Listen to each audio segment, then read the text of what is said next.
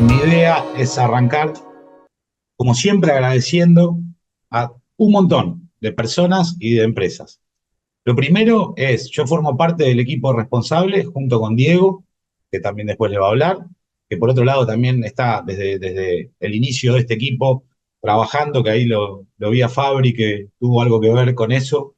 Juan Olmos, que es el responsable de que los experimentos se lleven a cabo a campo, y Bruno Morero, que es el responsable empresario del Grupo de Acción Agrícola.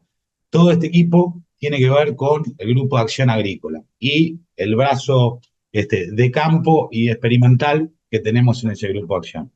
Por otro lado, por supuesto, entre nosotros cuatro no podemos generar toda esta información solos. ¿Viste? Los colaboradores de campo son Lucas de Mateis, Manu Iglesias, Agustín Vanegas, Bernie Batle y Cristian Ibarra, que hace el trabajo sucio de trilla y procesamiento de muestras. Por otro lado, las empresas que nos permiten fondear todos estos proyectos, el de soja, así como tenemos trigo, cebada, maíz y girasol, a las cuales le agradecemos porque en definitiva no se puede llevar adelante si no contamos con los fondos para hacerlo y ellos en gran medida son responsables. Y esas empresas son ACA, Advanta, Vallacasal, Pioneer NK Semillas, Don Mario Neogen, Brevant, Decalb, La Tijereta, Bioceres, Videra Semillas y Logrobo Semillas. Además, en lo que hacemos en aplicaciones foliares y todos los tratamientos fungicidas, nos dan una mano también para llevarlo adelante Spraytech y Syngenta. Finalmente, la región cuenta con el apoyo de lo que decimos sponsors regionales, que si bien no tienen un vínculo directo con el plan de trabajo experimental que llevamos a cabo en el Grupo de Acción Agrícola, tienen mucho que ver con lo institucional y el funcionamiento y la realización de estas reuniones. Y esas empresas son la Artirigoyen, el Grupo Quemú, Diesel Lanché, concesionario de John Deere, Fedea y Pelayo. ¿Sí? Así que enorme agradecimiento a todos, porque si no, no tenemos nada para presentar hoy. Así que continúo comentándoles el temario. Primero les voy a presentar muy brevemente los ensayos que se hicieron en la última campaña, dónde estuvieron ubicados y qué condiciones ambientales exploraron. Voy a empezar mostrándoles resultados de brechas de rendimiento, una línea de trabajo que ya conocen. Voy a hacer una pequeña introducción por si alguno es la primera vez que participa, mostrando primero los resultados de la campaña pasada y una suerte de análisis histórico en donde podemos extraer dos claves, que ya me voy spoileando a mí mismo, sobre la cual vamos a después meternos más adentro, que son la genética, la elección de cultivares, que vamos a mostrar los resultados breves de la última campaña, y a su vez convidarlos a utilizar una app para evaluar comparativamente cultivares comerciales de soja, y luego vamos a hablar de manejo sanitario del cultivo y el impacto que venimos midiendo en la aplicación de fungicidas. Finalmente, y para terminar, les voy a hacer un paneo general de los resultados de la última campaña de estimulación y fertilización no convencional, para luego hacer un análisis histórico e integrando información de otras regiones. Este es el temario, vamos a pasar por estos 5 ítems en la próxima ya 25 minutos para ser respetuoso con lo que le dije al principio. Bien, la última campaña trabajamos en 2 localidades, ¿sí? Y en esas 2 localidades montamos todos los ensayos para concentrar en un mismo ambiente todos los resultados que le vamos a mostrar. Por un lado, la María Elisa, cerquita de Cuenca, entre América y al noreste de América, al sudeste de Villegas, lo que nosotros decimos una zona subhúmeda, a la más húmeda de la región oeste arenoso, con un suelo franco arenoso y lo que consideramos para la región un alto potencial de rendimiento. Por otro lado, bastante más al sur, unos 150 kilómetros al sur, trabajamos en La Blanquita, en Tres Lomas, que pertenece al CREA Quimú-Catriló, lo que nosotros decimos subhúmeda sur, con un suelo más arenoso, ahora vamos a hablar, con un potencial más intermedio dentro de lo que es la región. ¿Sí? Esto era a priori lo que podíamos suponer. ¿Cómo vino un poco la campaña? Y solamente me voy a centrar en 2 aspectos, que son humedad y temperatura. Esto es un modelo que va estimando contenido de humedad en el perfil de suelo a lo largo del ciclo del cultivo. El ciclo del cultivo que se toma para correr este modelo arranca el 16 de noviembre y termina por allá por la madurez comercial sobre mediados de abril. ¿Sí?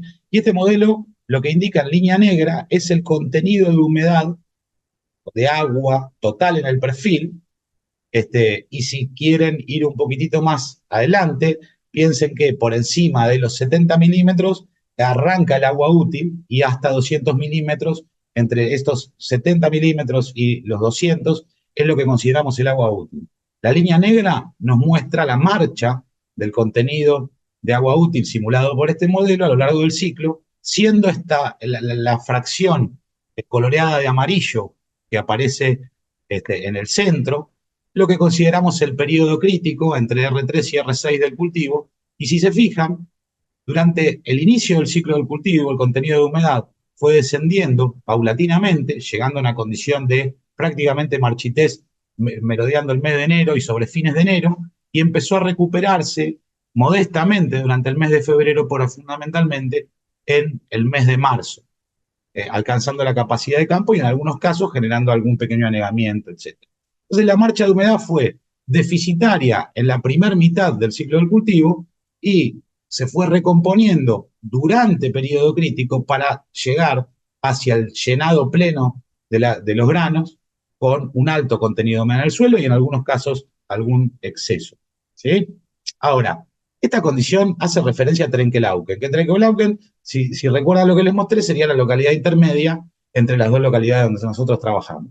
Pero si yo miro la precipitación acumulada, tomando Villegas, Rivadavia, como un indicativo de lo que podría ser el caso más al norte que teníamos, vemos que la marcha de las lluvias fue superior a lo que tuvimos más en el ambiente de la Blanquita, más al sur, que tomé como referencia Saliqueló Tres Lomas, y que si se fijan, todas las localidades llegan a enero, febrero, con unos 200 milímetros o hasta 350 milímetros de lluvia acumulada. Y yo lo que les quería mostrar es que existió mucha diferencia en cómo llegaron a enero, febrero, y si bien entre febrero y marzo se registraron precipitaciones abundantes, la marcha hasta ese momento fue bastante más deficitaria en la zona de Saliqueló, incluso Tres Lomas, que lo que venía siendo Villegas o Rivadavia. Por otro lado, en cuanto a la marcha de las temperaturas, la campaña no presentó grandes sobresaltos. Esta es temperatura mínima, todo lo que es la línea azul, y la temperatura máxima diaria durante el ciclo del cultivo. ¿Sí? Si miramos desde noviembre en adelante, vemos que no tuvimos heladas, esto también es para Trenkelauken, no tuvimos heladas, aunque el 18 de febrero se registraron mínimas bajas, en algunas localidades tocaron los 3-4 grados de temperatura, en este caso, como es además temperatura en abrigo a 1,5 metros de la superficie del suelo, apenas marcó unos 8 grados de mínima, no tuvimos impacto de heladas hasta abril, y por otro lado sí podemos ver que durante el transcurso de enero y febrero tuvimos más de 10, creo que eran 13 o 14 días con temperaturas por encima de los 35 grados de máximo. ¿Sí? Así que algún golpecito de calor sin impacto serio de las heladas en los alrededores donde teníamos los ensayos, aunque en alguna localidad pueden tener el mal recuerdo de que el 18 de febrero hubo una baja sensible de la temperatura mínima. Bien, me meto en brechas de rendimiento. Este es el marco general que tuvimos ambiental. Y ustedes saben que nosotros tenemos por objetivo trabajar averiguando cuáles pueden ser nuestros rendimientos potenciales y cuáles son los rendimientos actuales que tenemos en el cultivo de soja, pero hacemos lo mismo en el cultivo de maíz y también estamos haciendo lo mismo en cultivos de invierno. ¿Sí? Entonces, primero y principal, existe un rendimiento potencial teórico, no práctico, que estaría determinado por la dotación de radiación, de temperatura y la genética que se utiliza, pero no la genética en cuanto al potencial de un cultivar, sino al ciclo en que el cultivo es capaz de capturar esta radiación. ¿Sí? Ese potencial es prácticamente una entelequia, es algo que cada ambiente tiene un potencial para un suelo determinado, y que nos sirve como referencia acerca de cuál puede llegar a ser un techo teórico de rendimiento. Por otro lado, Es verdad que el cultivo en su variante de secano está sometido a una limitante estructural que es la dotación de agua, ¿sí? Y que si bien puede variar de campaña en campaña, nosotros tenemos que entender que tenemos un potencial que a su vez está limitado por las lluvias, la capacidad de almacenaje del suelo y eventualmente el acceso a napa, ¿sí? Y a una napa de buena calidad. Por otro lado, y en contraste, tenemos el rendimiento actual. Y el rendimiento actual está condicionado, además de por la ubicación y las lluvias y el tipo de suelo, además está condicionado por lo que yo suelo decir, tenemos errores forzados y errores no forzados. ¿Eh? Errores forzados son aquellos que uno, entre comillas, comete y le podemos decir que no son errores, sino que son, de alguna manera, los niveles de eficiencia a partir de los cuales ya no nos conviene seguir agregando insumos, ¿sí? Por ejemplo, las eficiencias económicas de aplicar un fertilizante, decimos, bueno, eso es un error forzado. El mercado nos obliga a subnutrir un cultivo o a hacer un manejo sanitario por debajo del óptimo agronómico. Pero por otro lado tenemos errores no forzados, digamos, o que podríamos evitar, y que no tienen que ver con una excusa económica, como por ejemplo cuestiones relacionadas con la fecha de siembra, cuestiones relacionadas con la densidad o con plagas, malezas y enfermedades que a veces no controlamos de manera óptima. La diferencia entre el rendimiento actual y el potencial limitado por agua es lo que buscamos averiguar, para luego tratar de componer un rendimiento alcanzable, que sabemos que podemos alcanzar, y que se basa, o que su limitante principal tenga que ver exclusivamente con las eficiencias económicas en el uso de insumos. Para esto, para tratar de averiguar estas cuestiones, hay muchas aproximaciones posibles, diversas. Una es utilizando un modelo de simulación que me podrían indicar cuáles son los limitados por agua y yo compararlo con rendimientos actuales. Otra es analizar bases de datos de la región, que cuenta con un montón de datos y que por otro lado hay un proyecto nacional de CREA que pretende abordar esta temática con esa metodología, analizar bases de datos y buscar entre los datos que se han recopilado en los últimos años en la región, lo que pueden ser, obviamente los actuales, que básicamente serían los promedios por ambiente de rendimiento obtenido, los potenciales, que son aquellos que según prácticas de manejo repetibles, permiten explorar altísimos rendimientos o muy altos rendimientos comparados con los actuales. ¿Qué nos dice ese proyecto?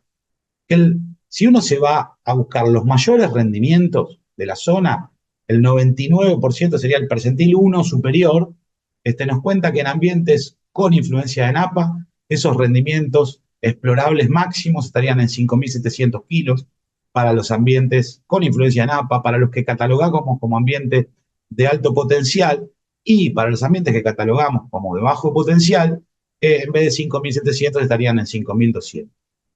Por otro lado, un alcanzable basado en la información repetida nos mostraría rendimientos alcanzables de 45 quintales en los ambientes de napa, 42 en los que catalogamos como alto potencial y 37 quintales en los que catalogamos como bajo potencial.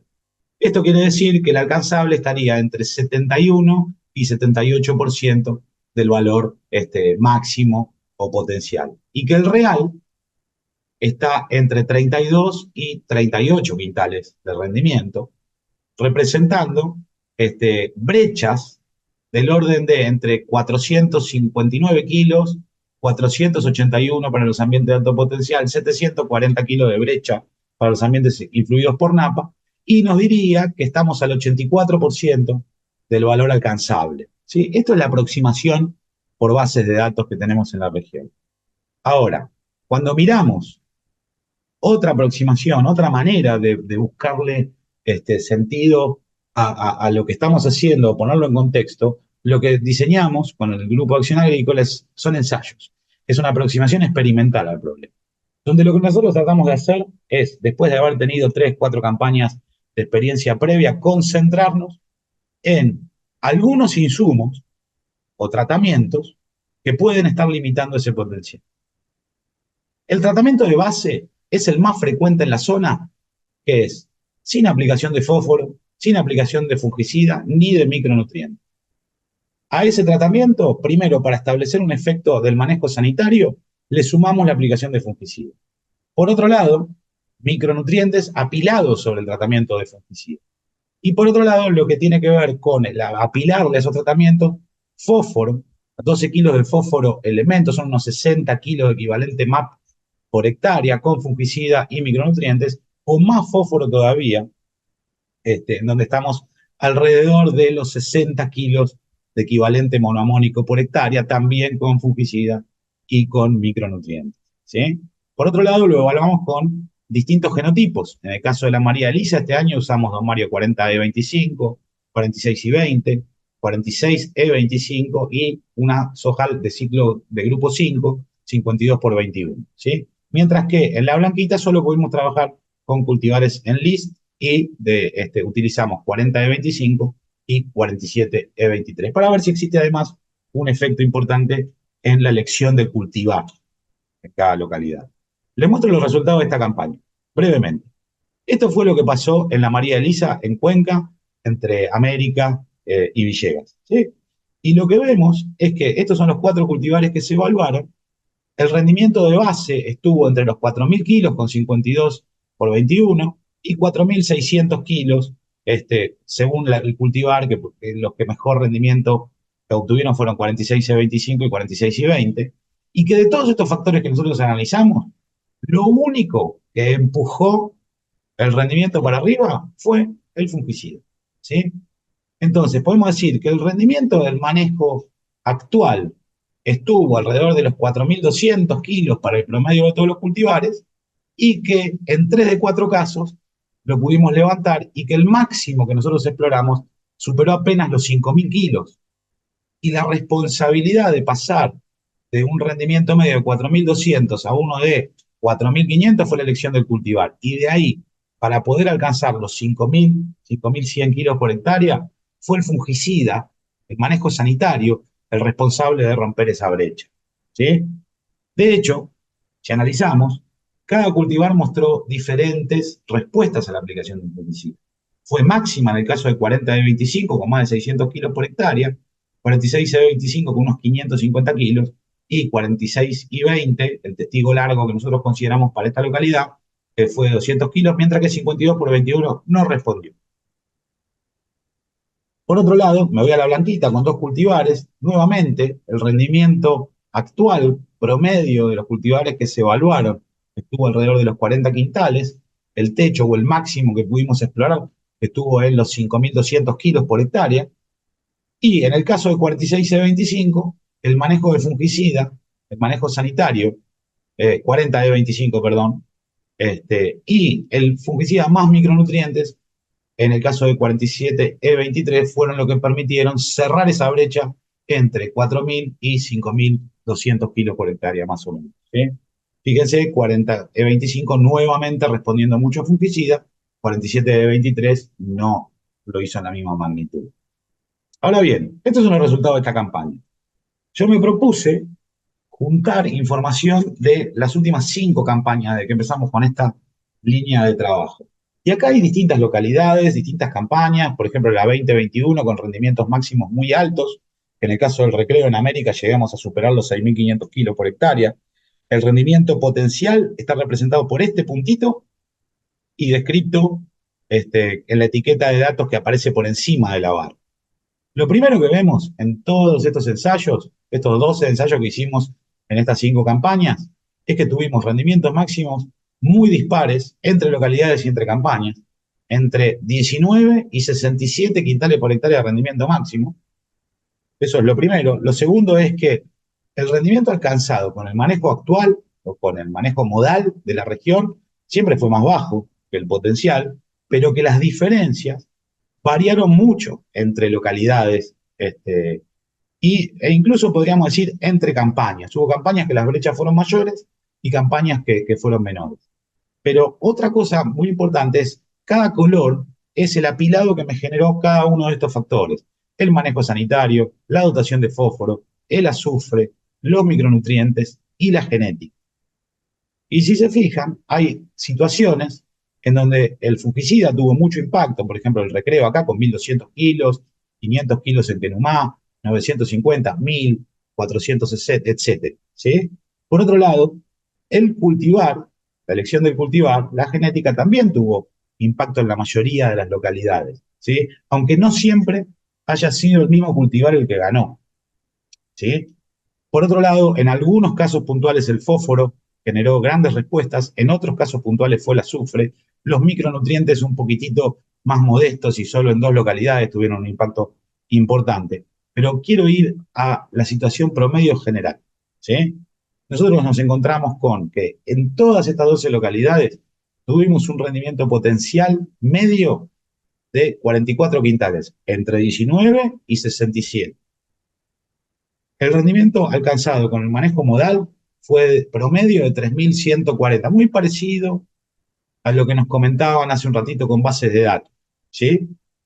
Y que de los factores que nos podían separar entre la media del manejo modal con el rendimiento potencial alcanzable, los dos que más impacto tuvieron, con 413 y 488 kilos promedio por hectárea, fueron el manejo sanitario, la aplicación de un fungicida, y la genética.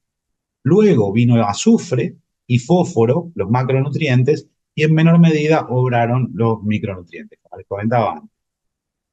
Ahora, esto es lo mismo, pero en vez de expresarlo en términos de rendimiento, lo expresé como porcentaje del rendimiento potencial alcanzable, ¿sí?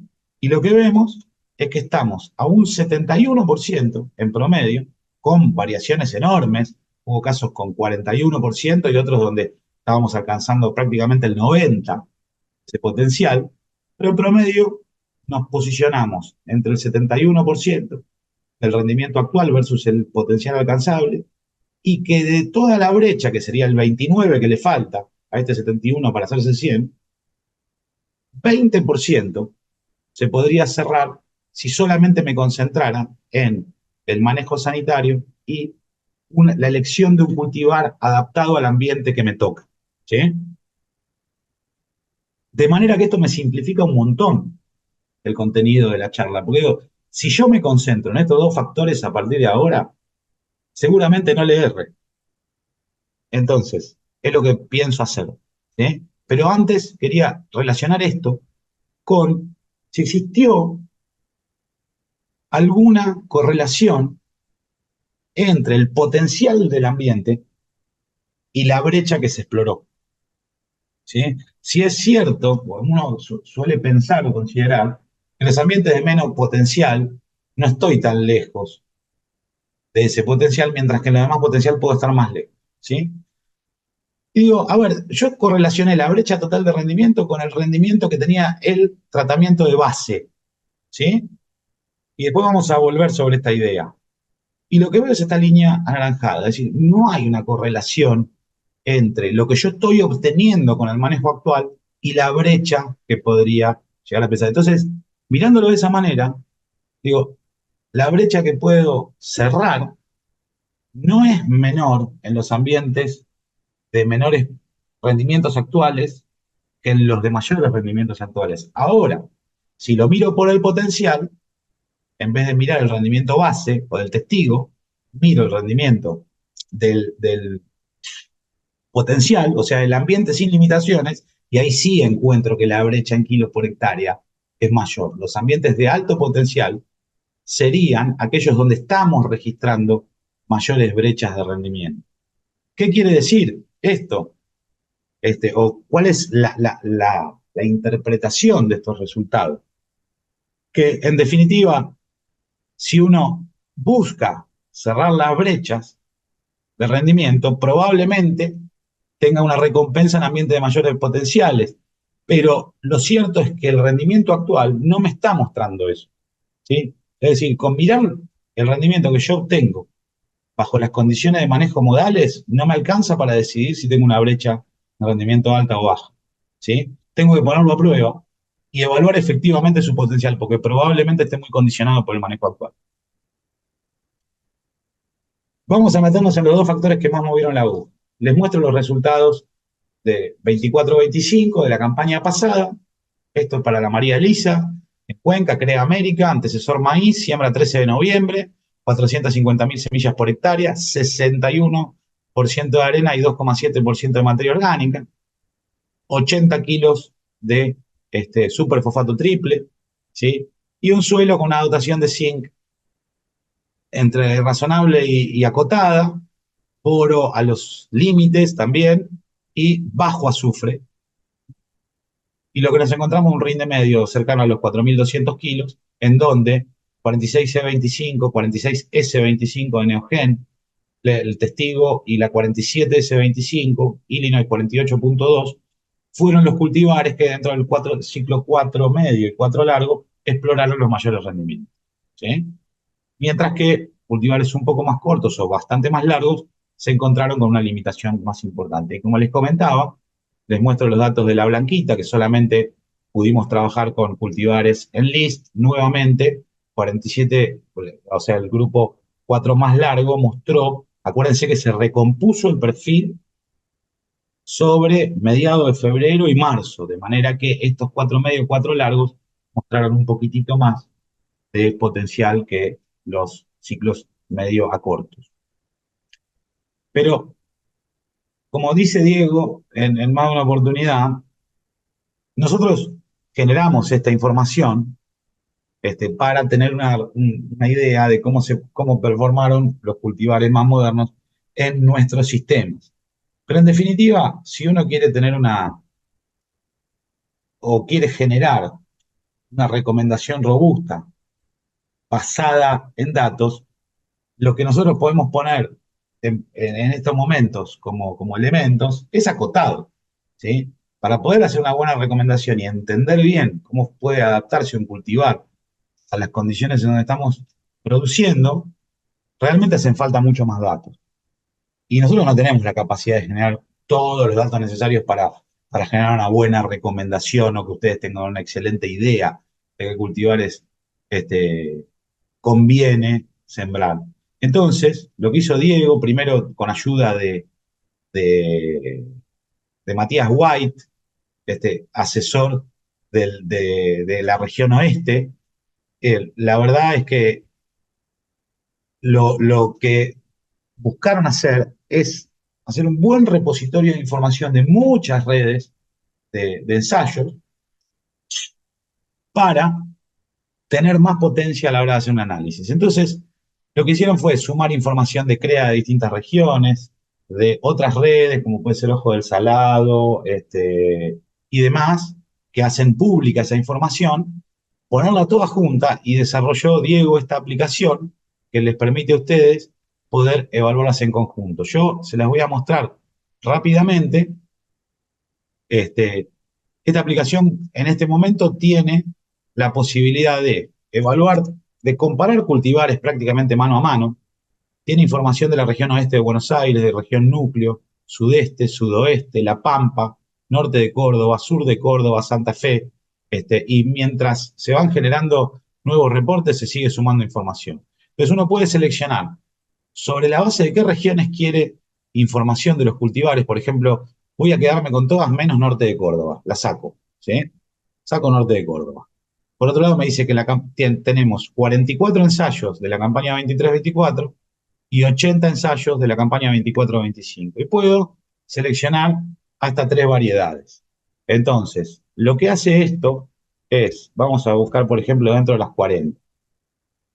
Don Mario 40E23 contra Don Mario 40E25. A ver, acá está, ¿no? Dos en list, lanzamientos de 2023 y 2025. Y lo que me está diciendo es, primero, ah, si bien teníamos 124 ensayos, estos dos cultivares están presentes en 13 casos de la campaña 23-24 y 26 casos de la campaña 24-25. Por otro lado, me muestra cómo se comportaron en diferentes ambientes, representados acá con el índice ambiental. Algunos ensayos dieron promedio poco más de 2.000 kilos por hectárea, otros ensayos dieron cerca de 6.000, y en cada uno de esos ambientes tenemos un dato de cada uno de los dos cultivares que queremos evaluar. ¿Sí? En amarillo se presentan los de este caso, el 40E25, y en rojo los de 40E23. ¿Sí? Para tomar el mismo ciclo, el mismo semillero, me pareció más simple hacerlo así. En el eje de las X, el índice ambiental. En el eje de las Y, vemos el comportamiento del cultivar. en particular que yo estoy analizando. Y la línea punteada me muestra el 1 a 1, es si dio lo mismo que la media.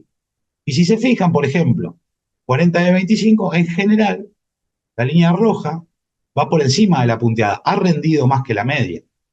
Mientras que 40 de 23 también ha rendido más que la media, pero en ambientes de más de 3.500 kilos o de 3.000 kilos. Por debajo rindió lo mismo o menos que la media. De manera que ya me está mostrando para estos dos cultivares y un set de datos más robusto, el que nosotros podemos generar en una campaña, comportamiento relativo de estos dos cultivares y la posibilidad de compararlos entre sí. Por otro lado, la aplicación segrega el comportamiento comparado según el rango de rendimiento. En ambientes de menor potencial, ¿cómo se comportaron? De vuelta en rojo, 40 de 23 superó a 40 de 25. ¿Sí? Esta es la distribución con caja y bigote. En los ambientes de intermedio, 40 de 25 y 40 de 23 estuvieron muy parecidos, mientras que en los ambientes superiores, la 40 de 25 superó bastante a la 40 de 23. Finalmente acá hace un resumen general, donde dice, bueno, 40 de 23, el cultivar tuvo un promedio de rinde para el set de datos analizado de 4.181 kilos, mientras que el promedio de los ensayos era de 40,3, 40,4 quintales por hectárea, y eso la posiciona 4% por encima de la media, con un total de 25 ensayos analizados. Mientras que 40 de 25 no son exactamente los mismos sitios. Fíjense que el promedio de los ambientes donde se evaluó ya no es 40, 20, 37, es 37,05. Y en ese contexto estuvo en 38,60, la 40 de 25, lo que le da un índice de rendimiento de 102. Finalmente, al final, esta aplicación tiene un disclaimer donde cuenta a partir de, primero, los autores materiales de la aplicación y qué redes está considerando para hacer la evaluación, ¿sí? CREA, Grupo de Riego Sudoeste, Rexo, Protea, Latitud Sur, ¿sí? Bueno, pueden elegir hasta 3 cultivares, sugiero que lo empleen para hacer decisiones un poco más basadas, como se usa decir ahora, que solamente mirando un ensayo o que solamente mirando una red acotada. Vuelvo a la presentación. Por otro lado, el segundo factor era el manejo sanitario. La región, en promedio, mirando las bases de datos hasta la campaña pasada, el 78% de los lotes no tuvieron aplicación de fungicida. El 22% de los lotes tuvieron aplicación de fungicida. Y uno puede decir, bueno, la aplicación de fungicida es una práctica que se justifica solamente en ambientes de alto potencial o de alta humedad. ¿Qué nos dicen las bases de datos? Si miro los ambientes con influencia de napa, con rendimientos medios cercanos a los 4.000 kilos por hectárea, los lotes que tuvieron una aplicación de fungicida estuvieron por encima de esos 40 quintales y la distribución, la mayoría de los datos, entre 3.500 y 5.000 kilos, mientras que los que tuvieron sin fungicida en ambientes con influencia de napa tuvieron una media inferior, unos 300, 400 kilos por debajo, y su distribución fue desde los 2.600 kilos aproximadamente hasta los 4.500 kilos. Entonces decimos, bueno, los ambientes con napa, los lotes que tuvieron fungicida, rindieron más que los que no tuvieron fungicida. Pero me voy a los lotes sin napa, y no solamente que sigue habiendo rendimiento superior en los que se hicieron con fungicida que con los que se hicieron sin, sino que además es más estrecha la distribución de los rendimientos. Esto no está diciendo cuál es la respuesta a un fungicida, sino cuáles son la distribución de rendimientos que tenemos en los lotes que tienen y los que no tienen reportada una aplicación de fungicida. Esto es lo que nos dice en la base de datos. Ahora, me voy a ver lo que nos dijeron los ensayos. Y si se hacen una mínima memoria, todos nuestros ensayos de brechas tienen la aplicación de fungicida como un tratamiento que se adiciona sobre el tratamiento de base. Estos son los datos de respuestas que tuvimos caso a caso. Cada una de estas barras es el promedio de 4 niveles nutricionales, ¿sí? Para 12 localidades y 4 cultivares en cada uno. Fueron 167 tratamientos, cada uno con 3 repeticiones, ¿sí? Entonces tenemos unos 180 casos. El 64% de los casos tuvo respuesta positiva y la respuesta promedio, incluso considerando los que dieron para abajo, fue de 260 kilos por hectárea, ¿sí? algo así como el 7-8% del rendimiento medio que tuvimos para todo este set de datos. ¿Sí? Bueno, esto es en general. No me puse a desagregar cuáles fueron los casos con máxima respuesta. Lo primero que traté de hacer es decir, bueno, el ambiente explica la respuesta al fungicida y nosotros, como yo les mostraba, tuvimos situaciones de rendimientos muy magros hasta rendimientos muy interesantes. Dije, bueno, a ver si el rendimiento sin fungicida se correlacionó con la respuesta que yo tuve. Y la realidad es que no. No es que los ambientes de máximo rendimiento base respondieron mejor a fungicida o que los de mínimo respondieron peor. Si bien los valores más altos se concentran en las situaciones intermedias de rendimiento, no vemos que haya un patrón ambiental, al menos no representado por el rendimiento sin fungicida. Ahora, cuando miro el rendimiento con fungicida, algo parecido al ejercicio que les mostraba antes, es decir, el manejo básico, ¿es un buen monitor ambiental? No, no lo es, porque no me explica la brecha del rendimiento básico. Lo que me explica en parte la brecha es el rendimiento potencial. Lo que pasa es que en el básico puedo estar muy lejos, y acá pasa exactamente lo mismo.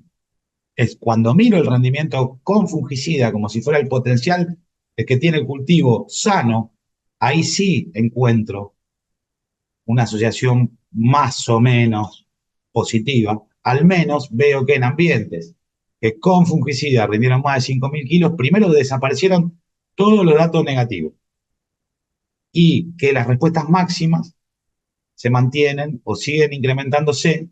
El eje es exactamente igual. Se siguen incrementando con el potencial ambiental, pero con el potencial, no con el rinde actual. ¿Sí? Tengo que mirar el potencial para darme cuenta de que el ambiente explica magnitudes superiores. ¿Sí? De manera que, hablando mal y pronto, ¿no? Este, Uno lo que podría pensar como que se deduce de esta información para la toma de decisiones, pero después Diego va a laburar más sobre la toma de decisiones en su presentación, es, hoy por hoy, creo yo que los ambientes de alto potencial, este, dotación de humedad, condición de cultivo, fertilidad, etcétera, pueden explorar respuestas enormes a la aplicación. Y que los ambientes de bajo potencial habría que monitorearlo, porque si no, no tendrían estas respuestas. ¿Sí? Bien. Lo último que analicé es si el nivel nutricional que nos permite hacer esto de los ensayos de brechas es, nosotros tenemos el fungicida repetido en situaciones de manejo básico y en situaciones de manejo full. ¿Sí? Entonces yo traté de separar los datos en dos planos nutricionales, con alta nutrición y con baja nutrición. Y la verdad es que no hay un patrón diferencial. En cualquiera de los casos los puntos se distribuyen prácticamente dentro de las mismas condiciones, ¿sí?, de respuesta. Así que el plan nutricional, a veces uno dice el mejor fungicida es una buena condición de nutrición. Sí, bueno, algo de eso hay, pero las respuestas a fungicida han aparecido y en magnitudes similares en ambientes o con planos nutricionales altos y en planos nutricionales bajos también. Bien, lo último, y ya con esto termino, es cómo nos fue con toda esta línea que tenemos de fertilización y estimulación, porque los productos con los que venimos trabajando tienen un poco de cada cosa. Y la última campaña, en la María Elisa en Cuenca, no tuvimos respuesta a la aplicación de Topseed. Topseed un tratamiento de semillas que tiene fofitos con zinc, nitrógeno, boro y otros micronutrientes. Y en ninguna de las dos localidades tuvimos una respuesta al tratamiento de semilla en esta campaña. Y eso que las dos localidades tenían diferencias, sobre todo en el plano, entre comillas, nutricional. Si bien las dos se fertilizaron con 80 kilos de fósforo, en un caso tengo 61% de arena y 2,7% de materia orgánica, y en otro tengo 73% de arena y mucho menos materia orgánica. ¿Sí? Ahora, lo que hice fue integrar la información de muchísimos más casos, 20 ensayos de las últimas 5 campañas, entre todo lo que obtuvimos con el Grupo de Acción Agrícola de Oeste Arenoso, más todo lo que se obtuvo en la región oeste, en la red Ritso, y todo lo que obtuvimos también en la región sudoeste con el GEASO. Y lo primero es, la respuesta media a la aplicación de Top Seed en semilla fue de 164 kilos por hectárea, 5,7% del rendimiento actual. Y si exploro los potenciales o yo abro los potenciales de rendimiento sobre lo que estuvimos trabajando, tuvimos datos desde 1.500 kilos de rendimiento hasta 4.700 kilos por hectárea. Y en este caso no vemos una tendencia a que los peores ambientes o los mejores ambientes sean los más proclives o menos proclives a responder. Hay datos de alrededor del promedio en las situaciones de rendimientos más bajos, más dispersión en las situaciones de rendimientos más altos. Y de vuelta la respuesta media fue de 164 kilos por hectárea, que para este set de datos representaba el 5,7% del rendimiento del testigo sin aplicar. Lo último es en foliares. En foliares trabajamos distintos productos. Por ejemplo, para los que están poniéndole el ojo, tenemos Tractus Kit, que es básicamente un fertilizante de boro.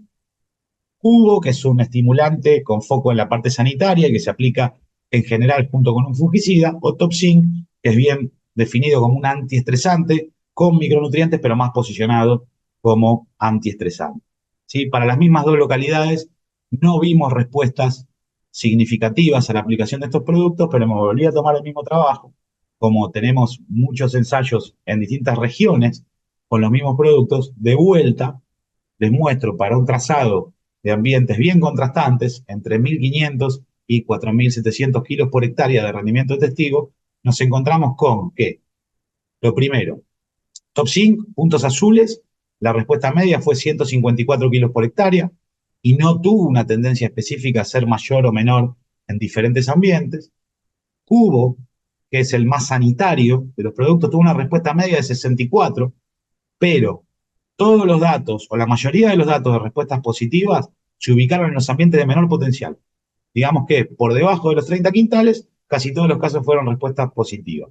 Mientras que por encima de los 30 quintales, casi todos los casos fueron de respuesta nula o levemente negativa. ¿Sí? Y por último, el que es bien fertilizante, que es el Tractus Kit y tiene que ver con boro, nos dio una respuesta un poco superior, 177 kilos por hectárea, a diferencia de Top Zinc y Cubo, acá tenemos solo una campaña de este producto, mientras que Top Zinc y Cubo tenemos 5 campañas acá analizadas. La respuesta media de la última campaña en 6 localidades fue de 177 kilos, 6,3%, y no tuvo un patrón. Tuvimos un caso de respuesta de menos 200 en un ambiente de 3.800 kilos, y todos los demás 200, 100 y un caso de 600 kilos por hectárea. ¿Sí? Así que, en términos generales, lo que vemos es que el caso de Top 5 de Tractus no respondiendo a variaciones en ambiente, en el caso de Cubo, mejor parado en los ambientes de menor potencia. Entonces, repasamos los 5 ítems. Le presenté los ensayos, resultados, Brecha. Brecha nos abre el juego y nos dijo, muchachos, elección de genotipo y tratamiento o manejo sanitario del cultivo, 2 claves para la generación de rendimiento. Me metí adentro de eso, les mostré ensayos de genotipos comparados nuestros de esta última campaña. Hay una aplicación para que puedan compararlos con mucha más información. Y después me metí en la parte de sanitaria para ver cómo fue en nuestros ambientes la respuesta fungicida. Y por último, meto esto de los tratamientos de fertilización y estimulación, porque es lo que venimos haciendo las últimas campañas. Así que bueno, con esto termino el repaso de ensayos. Les voy a dar el espacio para dudas, consultas y lo que quieran ver. Y después seguimos con Diego. Gracias.